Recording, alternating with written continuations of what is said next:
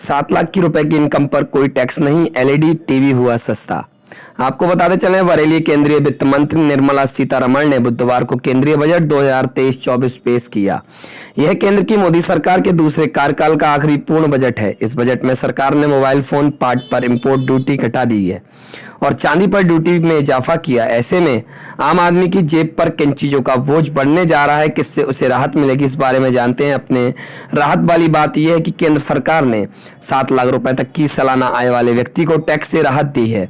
सस्ता सामान, LED TV, कपड़ा, मोबाइल फोन, खिलौना, मोबाइल कैमरा, लेंस, इलेक्ट्रॉनिक गाड़ियां, हीरे के आभूषण, बायोगैस से जुड़ी चीजें, लिथियम सेल्स साइकिल और महंगा सामान, सिगरेट, शराब, छाता, विदेशी किचन, चिमनी, सोना, आयातित चांदी के सामान, प्लेटनेट, एक्सरे मशीन, हीरा टैक्स स्लैब में बड़ा बदलाव। वित्त मंत्री निर्मला सीतारमण ने राहत देकर घोषणा की। अब तक 7 लाख रुपए तक की सालाना कमाई को कोई टैक्स नहीं देना होगा।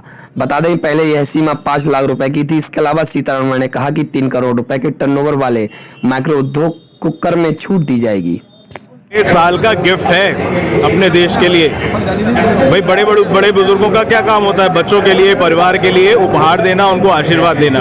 और इस बजट में देश के किसानों के लिए, महिलाओं के लिए, बुजुर्गों के लिए, बच्चों के लिए, सबके लिए, स्पेशली कोविड से प्रभावित जितने उद्योग धंधे थे उनके लिए राहतें दी गई हैं, चीज़ें सस्ती की गई हैं, खिलौने हैं, ट्रेन हैं, ये सारी चीज़ें। कितना सारा 75,000 करोड़ रुपए का बजट रखा गया है। नए नर्सिंग स्कूल, मेडिकल कॉलेजेस खोले जा रहे हैं। तो ये एक प्रकार का बहुत बड़ा उपहार है हमारे देश के लिए, और इसके लिए मैं देश के वित्त मंत्री और देश के यशस्वी प्रधानमंत्री दोनों को बहुत बहुत धन्यवाद देता हूँ।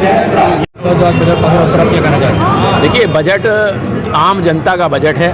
मैं आदरणीय वित्त मंत्री जी और प्रधानमंत्री जी को बधाई देना चाहता हूं कि आम जनता का ये बजट पेश किया गया है। जैसे इसमें प्रधानमंत्री आवास योजना में जो 66% की बढ़ोतरी की गई है, जिससे कि हमारे जितने भी ज़रूरतमंद गरीब भाई बहन हैं उनको आवास जल्द से जल्द उपलब्ध हो सकें। इसी तरह जो आम महिला है उसको 2 लाख रुपए तक पैसा जमा कर सकती है और उस पर 7.5% का फिक्स ब्याज उसको दिया जा रहा है, यानी कि वो भी अपने आप को सशक्त महसूस करे।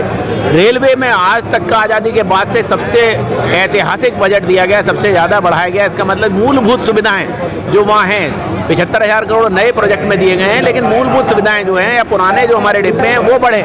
इसी तरह गरीबों को खासतौर से ख्याल रखते हुए उनके बच्चे भी खिलौनों से खेल सकें, उन खिलौनों को भी सस्ता किया गया है। उनके बच्चे भी साइकिल खरीद सकें, इसलिए साइकिल सस्ती की गई है। तो ऐसे बहुत सारे कार्य जो गरीबों और जरूरतमंद को देखते हुए किए गए। ऐसा ऐतिहासिक बजट कभी नहीं आया। इस बार का बजट आम जनता का बजट है। मुझे लगता है कि इससे बड़ी आज दिवाली इससे बड़ी हो नहीं सकती। के दौर से गुजर रहा है। भारत की अर्थव्यवस्था दिन पे दिन सुधर रही है और उसका परिणाम है ये इस प्रकार का बजट, जो जनहित और व्यक्ति के नीचे की जो इकाई है।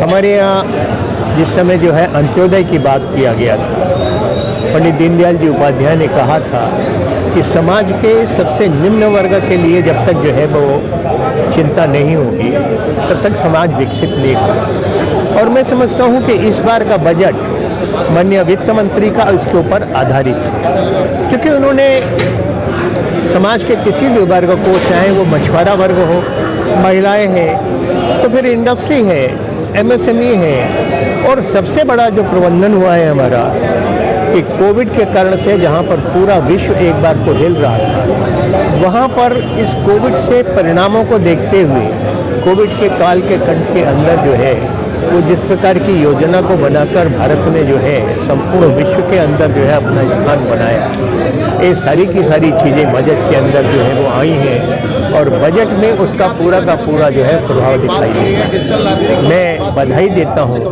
कि इस प्रकार का जनहित का एक सामान्य व्यक्ति तक के लिए जो है इस बजट के अंदर चिंता करना, ये भारतवर्ष के लिए जो है वो बहुत बड़ी आगे के आने वाले समय में जो है भारतीय जनता पार्टी के लिए यश मिलेगा।